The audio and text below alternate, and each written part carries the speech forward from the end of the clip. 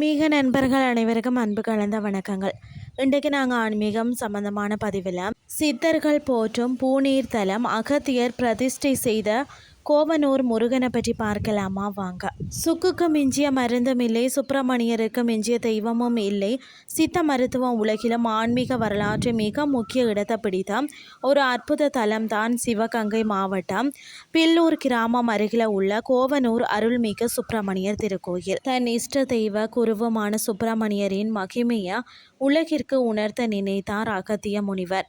திருப்புவனத்தில் இருந்து பார்த்தீங்கன்னா காணப்பேர், அதாவது காளியார் கோவில்னு சொல்லக்கூடிய அந்த கோயிலை நோக்கி அவர் பயணித்த போதும் இந்த கோவனூர் மண்ணில் தங்கி தன்னுடைய கைகளாலேயே வள்ளி தெய்வானை சமேத முருகப்பெருமானை இங்கு பிரதிஷ்டை செய்து வழிபட்டாராம். பிறகு ஒரு பாண்டிய மன்னனின் மூலமாக தான் இந்த கோயில் திருப்பணிகள் செய்யப்பட்டன என்பது வரலாறு.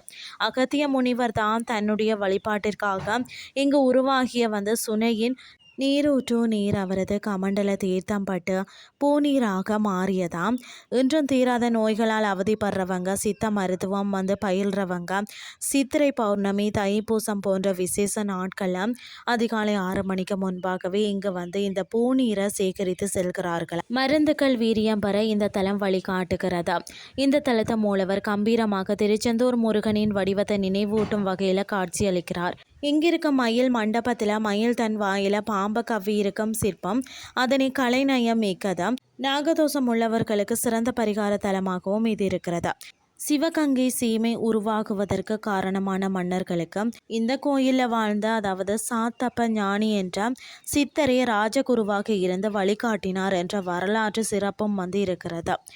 மருத்துவமும் ஆன்மீகமும் இணையும் இந்த வரலாற்று தலத்திற்கு ஒரு முறை சென்று அந்த அகத்தியரின் குருநாதரை தரிசித்து வாருங்கள் என்று சொல்லி கூறிக்கொண்டு இன்றைய ஆன்மீகம் சார்ந்த பதிவை நிறைவு செய்து கொள்கிறேன்.